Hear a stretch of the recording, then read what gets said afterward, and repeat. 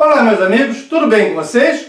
Hoje nós vamos falar sobre a Escola Jônica de Mileto, a cidade de Mileto. A Escola Jônica era composta por três grandes pensadores, o Tales, o Anaximandro e o Anaxímenes. Já temos vídeos sobre os três aqui no canal, vale a pena assistir. Essa escola se encontra ali entre o século VII e o século VI a.C. e vai até o ano de 494 a.C. Por que esta data? Porque em 494 o Império Persa invade Mileto, arrasa com a cidade, destrói tudo, acaba com a cidade. Só não acabou com a filosofia porque ela mudou de cidade. Os filósofos, aqueles que gostavam de filosofia, foram para outra cidade e houve desenvolvimentos em outros pontos da Grécia. Mas realmente a cultura filosófica que estava ali sendo desenvolvida em Mileto acabou porque a cidade acabou com a invasão e a destruição total ocasionada pelos persas. Os três filósofos dessa corrente são respectivamente o Tales, que é o fundador, o criador da filosofia. Não existe filosofia no Oriente, não existe filosofia de matriz africana, não existe isso. Tá? A filosofia surge no 7º século a.C. com Tales de Mileto. Tá? Ele é o primeiro. O que você tem no budismo, no taoísmo, várias correntes por aí são religiões.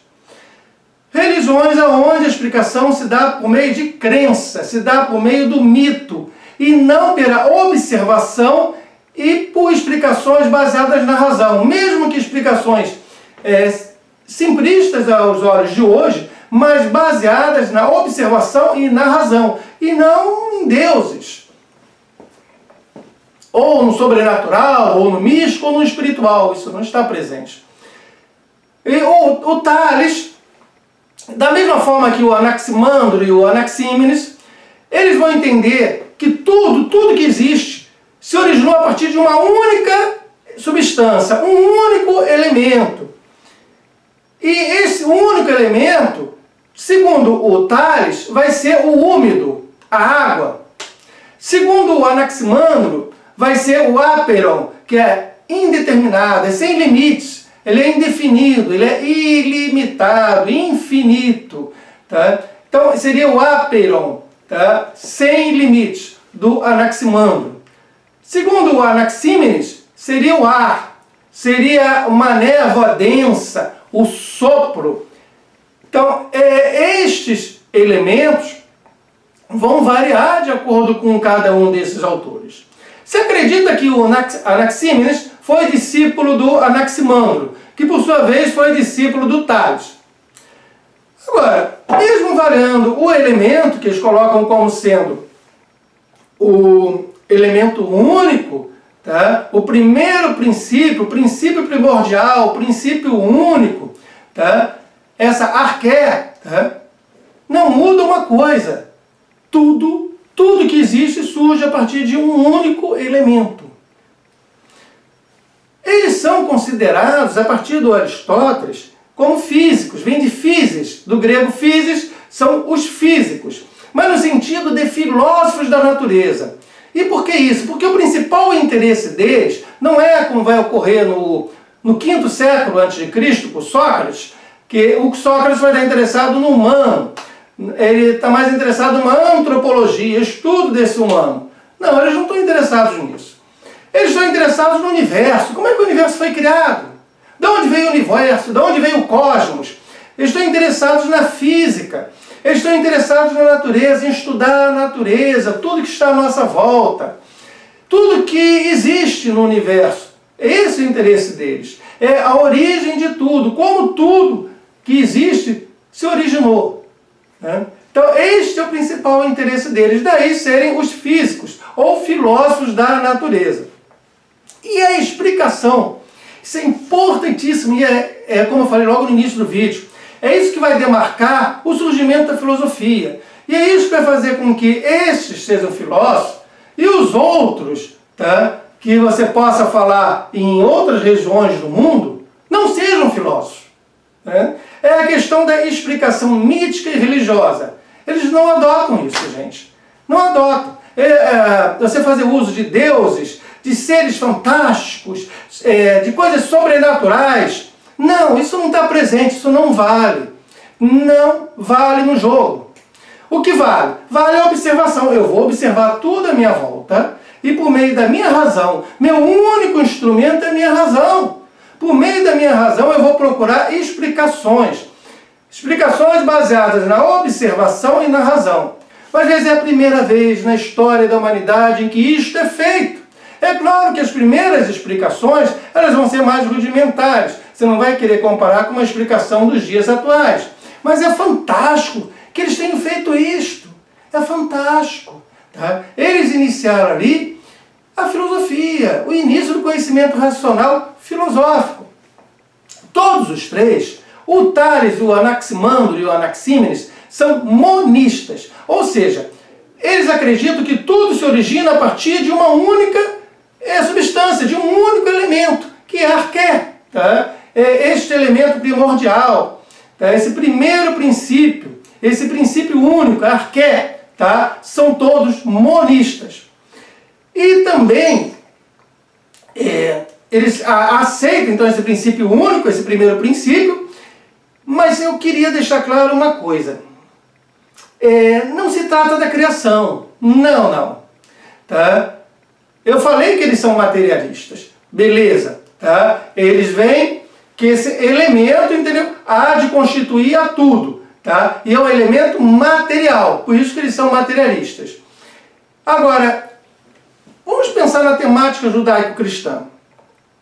A temática judaico-cristã não se trata de algo materialista, sim espiritual. Você tem um Deus e esse Deus cria tudo do nada.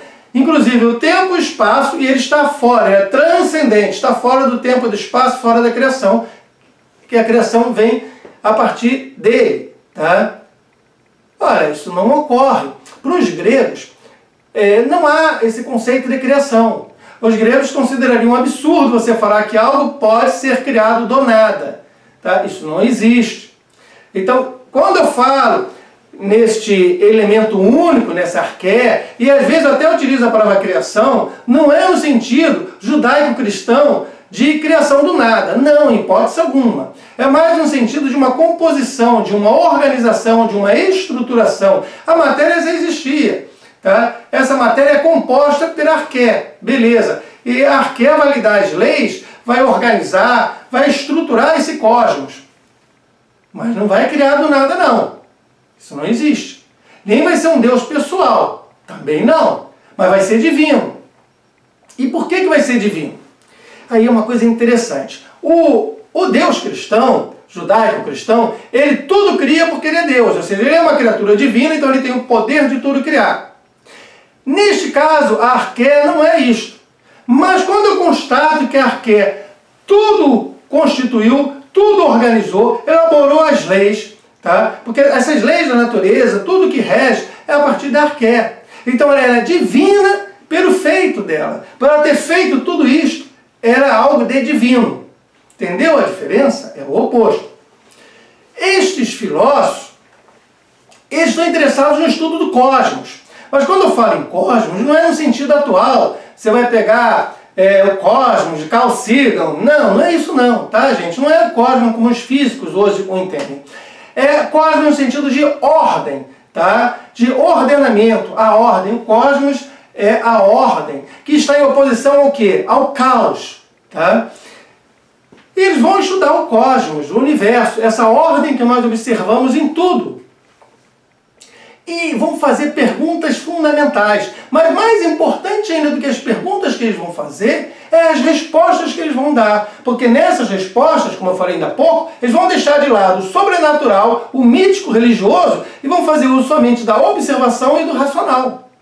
Eles vão perguntar, de onde tudo vem? Porque se eu estou aqui e as coisas à minha volta, de onde elas vieram?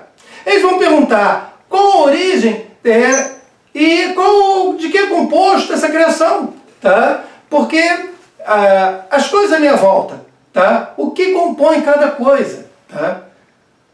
Da onde se originou cada uma dessas coisas? Então, do que é composta esta criação? Como explicar a pluralidade dos seres? Por que tem uma pluralidade? e não um ser só. Porque eu tenho múltiplo e não um. Eles vão se propor a explicar isso. Como a matemática se aplica e se relaciona com a natureza, porque eles começam a notar que por meio da matemática, por meio de cálculos, eu descubro relações aqui à minha volta, que a natureza, de certa forma, é regida pela matemática. Por quê? Por que isso ocorre? Então, essas são as perguntas. E as respostas que eles vão dar têm tudo a ver com a observação e com o racional. E também com o uso da matemática, claro, porque eles vão fazer uso da matemática como instrumento, inclusive vão estruturar a matemática. Porque outros povos, como os babilônios, os egípcios, já usavam matemática. Mas como os gregos, estruturaram, organizaram, apresentaram de uma forma mais harmônica, digamos assim. Os fundamentos da matemática, né? Então, a arqué, voltando à arqué, ela seria uma unidade, porque a arqué é uma coisa só, mas é uma unidade dentro dessa pluralidade de seres. Porque todos esses seres que compõem a pluralidade são formados a partir da arqué. Tá? Então, a arqué é a unidade na pluralidade. E vou reforçar mais uma vez, tá? Isso é muito importante, o uso que eles fizeram da matemática e da observação. Veja, em religiões e mitos, você não precisa fazer uso da matemática e da observação, você já tem a explicação lhe é dada. Você pode fazer até um uso instrumental, temporário de uma observação ou da matemática, tá? Mas não visando explicar alguma coisa, porque a explicação já lhe é dada pela religião, lhe é dada pelo dogma, pelo mito, tá? Você não precisa, mas eles vão tentar explicar a realidade, explicar essa natureza por meio da matemática, por meio da razão, por meio da observação. E isso representa um ponto crucial de ruptura, de quebra com tudo que veio antes. Não só no povo grego, mas de todos os outros povos, de todas as civilizações do mundo afora. Foi pela primeira vez na história da humanidade que pessoas resolveram buscar a resposta aos diversos problemas, que todos têm os mesmos problemas, mas buscar essas respostas por meio do uso da razão, por meio do uso da observação, e fazendo, quando for necessário, o uso também da matemática. O Tales foi um grande matemático. Então, essas pessoas têm ali uma ruptura com tudo que teve antes. Porque o que teve antes era a explicação por meio do dogma, por meio do mito, por meio da religião, por meio da coisa sobrenatural, por meio das historinhas fantásticas de um Deus fez isso, um Deus fez aquilo. Não, nada de historinha. Vamos tentar buscar, compreender a realidade, dar resposta a essas perguntas que eu falei ainda há pouco, por meio da minha razão, por meio da minha observação. Quando eu falei na arqué, tá? Eu falei que a arqué, seja ela a água, o úmido do Tales, ou o áperon do Anaximandro, ou o ar do Anaxímenes, eu falei que essa arqué há de compor tudo, está presente em tudo, vai estar presente no meu corpo porque vai constituir o meu corpo. Vai estar presente no celular ou no computador que você está me vendo, vai estar presente nas suas roupas, vai estar presente em tudo, porque tudo é constituído por meio desta arqué. Ora, essa arqué, ela é viva, porque ela é inteligente, porque ela criou as leis que regem o meu corpo, as leis que regem o universo. Já que ela constituiu tudo, inclusive os deuses, porque se houver deuses, os deuses foram construídos a partir da arqué. Então, nós estamos diante do ilozoísmo. O que eu quero dizer com ilozoísmo? Ili vem de matéria e zoe vem de vida. O que eu quero dizer é que toda a natureza é animada por um princípio ativo, que é essa arqué. E se toda a natureza é animada por um princípio ativo, então a natureza é viva. Tá? A pedra que você tem no seu jardim, tá? É viva. Tudo à sua volta, o seu carro, as suas roupas, tudo é constituído por vida, porque tudo é constituído pela arqué, tá? E arqué é um elemento vivo. Então eu estou, por ilozoísmo, dizendo que a natureza toda, tá, é animada por um princípio ativo, vivo, que é arqué. E há, nesses pensadores, uma divisão crucial, fundamental, que é entre o princípio e o derivado. Princípio é arqué. Ora, se eu estou me referindo ao Tales, o princípio é a água, o princípio é o úmido. Se eu estou me referindo ao Anaximandro, o princípio será o áperon. Se eu estou me referindo ao Anaxímenes, o princípio será o ar. Mas essa arqué, esse princípio único, tá, é um só. Tudo o mais é derivado. Eu, você, tudo mais que nos cerca é derivado. Então essa é a grande cisão, princípio e derivado. O princípio é um só, tudo mais é derivado deste princípio. E você tem, veja bem, arqué, tá? Voltemos a arqué, é um elemento material, por isso eles são materialistas. É um princípio único e por isso eles são monistas, temos um monismo, tá? A primeira, nós podemos falar em 3 teses fundamentais. Essa primeira, sobre a arqué, ser um elemento material que tudo vai constituir, esse princípio único, tá? Esse monismo ali presente, seria a primeira tese presente nesses 3 grandes pensadores. O segundo seria que essa arqué vai propiciar as leis, as regras que tudo hão de reger. E o terceiro, que é divino, como já falei ainda há pouco, é divino na medida em que tudo constrói, tudo ordena, tá? Tudo organiza. Tá? Então essa construção de tudo torna essa arqué divina. E justamente para ser divina e estar em tudo, nós temos presente o panteísmo. Não confundir com o início que eu falei que eles são monistas.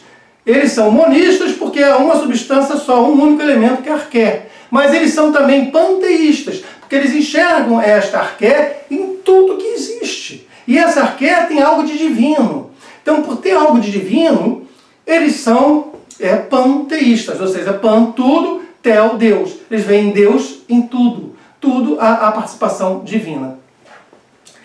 E esse divino, ele é imanente. Enquanto Deus judaico-cristão, ele está fora da criação, fora do tempo e do espaço, ele é transcendente, para estes filósofos, tá?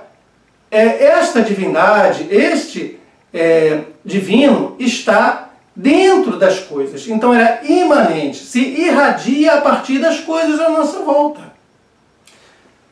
Então, essa escola jônica de Mileto, ela é importantíssima. Ela há de marcar o surgimento da filosofia pela primeira vez na civilização humana. Esses filósofos, eles têm que ser estudados com carinho e com atenção. As questões que eles levantam ali, naquele momento, 7º e 6º século antes de Cristo, são atuais até hoje. Até hoje se busca explicações míticas e sobrenaturais para N coisas da vida. Boa parte da população do mundo, tá, acata explicações fantásticas, fabulosas, de seres divinos. Tá? Enquanto que esses filósofos materialistas já buscam uma explicação pautada puramente no racional, na matemática e na observação, que são as nossas características humanas, gente. Tá? Nós, humanos, somos seres racionais.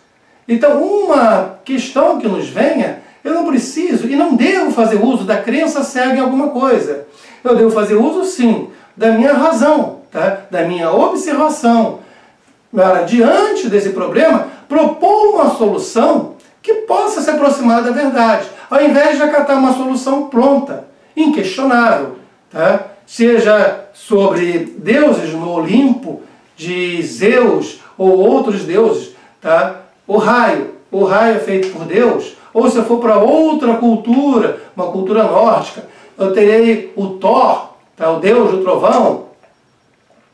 Eu vou acatar estas histórias? Ou vou buscar uma outra solução por meio da observação e por meio da razão? Gente, perceberam o quanto que isso é válido mesmo hoje? É só olhar a volta na nossa sociedade brasileira.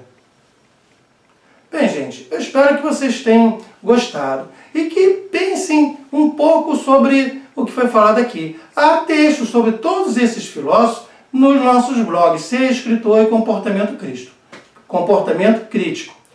Gente, olha, muito obrigado pela presença e até mais!